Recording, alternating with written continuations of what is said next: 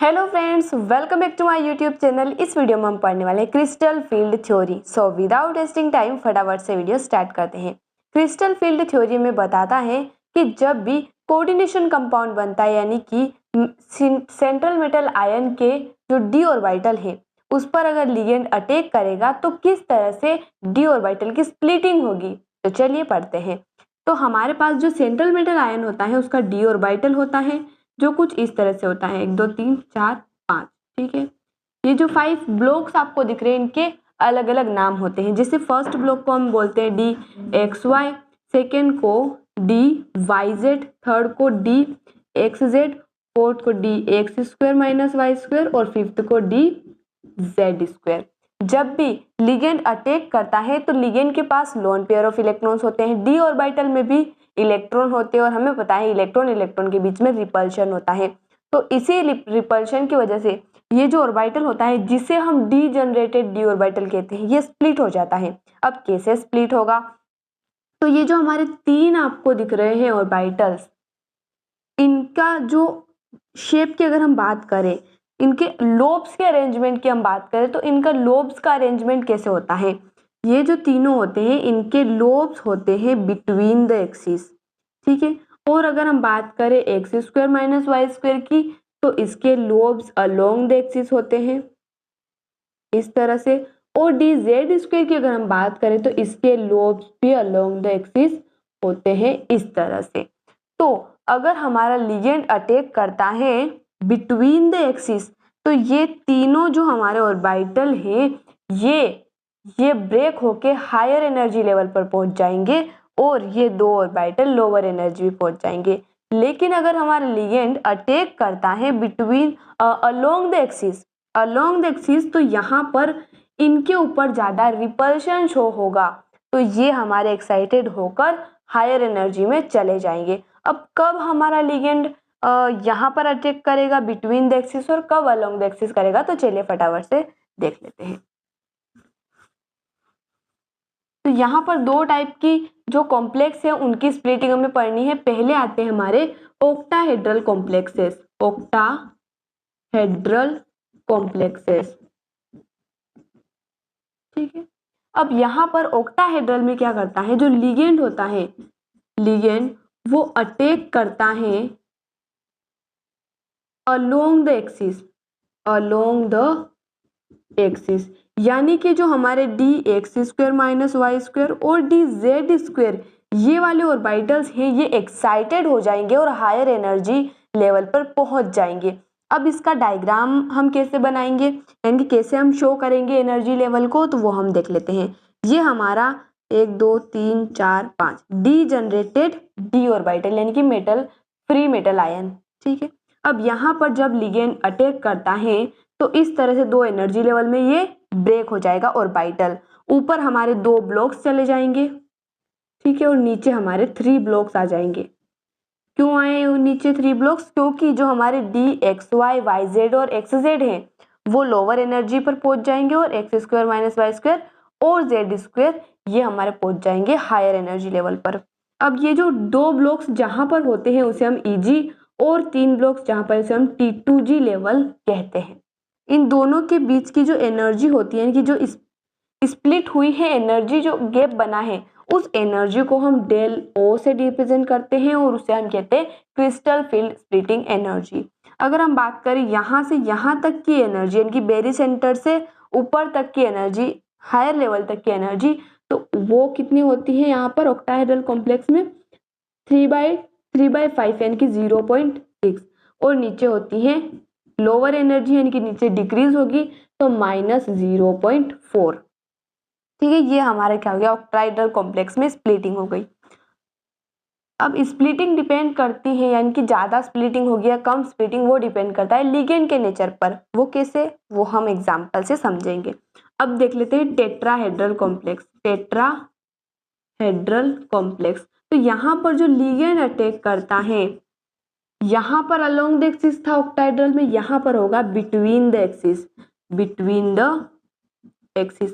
और अगर एक्सिस के बिटवीन लिगेंड अप्रोच करेगा तो हमारे एक्स वाई वाई जेड और एक्स जेड के ऑर्बिटल एक्साइटेड होकर हायर एनर्जी लेवल में पहुंच जाएंगे। यानी कि 1 2 3 4 5 ये हमारा d ऑर्बिटल है। तो ये स्प्लिट कैसे होगा, ऊपर टेट्राहेड्रल है तो ऊपर 3 हो जाएंगे जिसे हम t कहते हैं, केवल T2 कहते हैं। यहाँ पर g हट जाएगा और इसे हम E कहते हैं। यहाँ पर ये हमारा बेरी सेंटर हो गया। ये जो एनर्जी है क्रिस्टल फील्ड स्प्लिटिंग एनर्जी उसे हम डेल T से रिप्रेजेंट करते हैं। बेरी सेंटर और हायर एनर्जी लेवल के बीच की जो एनर्जी गैप होगा वो कितना होगा, पॉजिटिव होगा 0.4 और नीचे होगा -0.6। यहाँ तक बात क्लियर है। तो इस तरह से हमारा क्या होगा, स्प्लिटिंग होगा ऑक्टाहेड्रल और टेट्राहेड्रल कॉम्प्लेक्सेस में। हमने यहाँ पर कुछ एग्जाम्पल लिए हैं जिनकी मदद से हम समझ पाएंगे कि ऑक्टाहेड्रल और टेट्राहेड्रल में स्प्लिटिंग कैसे होती है, इलेक्ट्रॉन की फिलिंग कैसे होती है, और अगर वीक फील्ड लिगेंड है तो पेयरिंग नहीं होगी, स्ट्रॉन्ग फील्ड लिगेंड है तो पेयरिंग होगी। कैसे होगी चलिए समझते हैं। फर्स्ट एग्जाम्पल है हमारे पास टाइटेनियम H2O6+3। यहाँ पर H2 हमारा न्यूट्रल लिगेंड है, वीक फील्ड लिगेंड है, इनकी पेयरिंग नहीं होगी। और टाइटेनियम की ऑक्सीडेशन स्टेट की अगर हम बात करें तो +3 यहाँ पर हो जाएगी। तो सबसे पहले हमें लिखना है इलेक्ट्रॉनिक कॉन्फ़िगरेशन। तो यहाँ पर टाइटेनियम की इलेक्ट्रॉनिक कॉन्फ़िगरेशन क्या निकल के आएगी हमारे पास 3D1। ठीक है, आर्गन 18 में चले गए, 3D1 चले गए और 3 हमारे ऑक्सीडेशन स्टेट में चले गए, यानी कि 3D1 हमारी इलेक्ट्रॉनिक कॉन्फ़िगरेशन आ जाएगी। डी ऑर्बिटल कैसे बनाएंगे, 1 2 3 4 5, यहाँ पर एक ही इलेक्ट्रॉन रहेगा। अब जब लिगेंड अप्रोच करेगा तो ये 2 एनर्जी लेवल्स में टूट जाएगा। यहाँ पर हमारे पास 6 H2O है, यानी कि ये हमें कौन सा कॉम्प्लेक्स दिख रहा है, ऑक्टाहेड्रल। और ऑक्टाहेड्रल में जो ऊपर हमारा Eg लेवल होता है, नीचे T2G लेवल होता है, Eg और T2G। अब इलेक्ट्रॉन की फिलिंग कैसे होगी, तो यहाँ पर नीचे से जो लोअर एनर्जी है वहां से इलेक्ट्रॉन की फिलिंग स्टार्ट होती है, यानी कि एक इलेक्ट्रॉन है केवल तो एक ही यहाँ पर फिल होगा। तो इसका जो अरेंजमेंट ऑफ इलेक्ट्रॉन्स है, जैसे VBT में हम हाइब्रिडाइजेशन लिखते हैं वैसे ही यहाँ पर हम अरेंजमेंट ऑफ इलेक्ट्रॉन्स लिखते हैं। तो अरेंजमेंट ऑफ इलेक्ट्रॉन्स कैसे लिखेंगे हम, T2G में हमारा एक इलेक्ट्रॉन है और Eg में 0 है, ये हमारा लिखने का तरीका होता है। T2G में अगर 0 भी होता तो हम यहाँ पर T2G 0 और Eg में जितने होते हैं उतने लिखते हैं, यानी कि T2G पहले लिखना है, Eg बाद में लिखना है। और इलेक्ट्रॉन की फिलिंग हम स्टार्ट करते हैं लोअर एनर्जी लेवल से। ठीक है, इसके बाद हम एग्जाम्पल लिख लेते हैं, जिंक Cl4 2-। यहाँ पर 4 हमारे पास लिगेंड्स है, यानी कि ये टेट्राहेड्रल कॉम्प्लेक्स हमें दिख रहा है ज्योमेट्री। वैसे हम उसकी VBT से भी ज्योमेट्री निकाल सकते हैं। तो उसमें स्प्लिटिंग कैसे होगी, सबसे पहले इसकी ऑक्सीडेशन स्टेट यहाँ पर +2 आ रही है, यानी कि 3D10 इसका इलेक्ट्रॉनिक कॉन्फ़िगरेशन बनेगा। तो 1 2 3 4 5 और इलेक्ट्रॉन 1 2 3 4 5 6 7 8 9 10, ये हमारे इलेक्ट्रॉन हो जाएंगे। टेट्राहेड्रल में ऊपर 3 ऑर्बिटल्स और नीचे 2 ऑर्बिटल होते हैं, जिससे ऊपर हम T2 और नीचे E कहते हैं। अब यहाँ पर इलेक्ट्रॉन की फिलिंग स्टार्ट होगी E से। Cl क्लोरीन हमारा वीक फील्ड लिगेंड होगा, इनकी पेयरिंग नहीं होगी। तो एक इलेक्ट्रॉन गया E में, दूसरा भी गया E में, तीसरा, थर्ड, फोर्थ, फिफ्थ। अब यहाँ पर 5 तो फिल हो गए, लेकिन 5 और बच रहे हैं, तो वापिस से हम नीचे आएंगे, 1 2 3 4 5।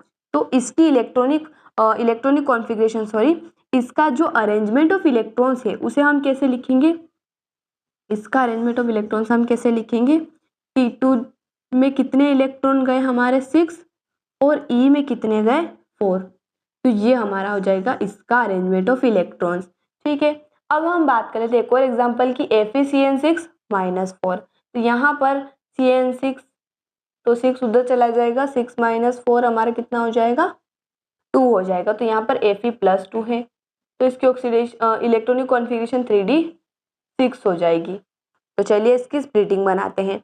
तो 3D6 ऑर्बिटल बनाते हैं, 1 2 3, ये हमारा D ऑर्बिटल बन गया। 6 इलेक्ट्रॉन फिल करते हैं, 1 2 3 4 5 6। अब ये हमारा कौन सा कॉम्प्लेक्स है, ये हमारा ऑक्टाहेड्रल कॉम्प्लेक्स है, यानी कि 2 ऑर्बिटल ऊपर जाएंगे Eg और नीचे 1 2 3 यानी कि T2G। अब इलेक्ट्रॉन की फिलिंग स्टार्ट करते हैं लोअर एनर्जी लेवल से। तो यहाँ से हम करेंगे, Cn हमारा स्ट्रॉन्ग फील्ड लिगेंड है, यानी कि पेयरिंग हो जाएगी इलेक्ट्रॉन्स की। तो कैसे होगी, 1 2 3 और 4th इलेक्ट्रॉन भी T2G में ही जाएगा, 4 5 6। तो इसका अरेंजमेंट ऑफ इलेक्ट्रॉन्स हम कैसे लिखेंगे, T2G में गए 6 इलेक्ट्रॉन्स और EG में गए 0 इलेक्ट्रॉन्स। अगर मैग्नेटिक बिहेवियर की बात करें तो ये पैरामैग्नेटिक है, ये हमारा डायमैग्नेटिक और ये भी डायमैग्नेटिक होगा। ठीक है, आई होप आपको वीडियो पसंद आया होगा। मिलते हैं अगले वीडियो में नए टॉपिक के साथ। धन्यवाद।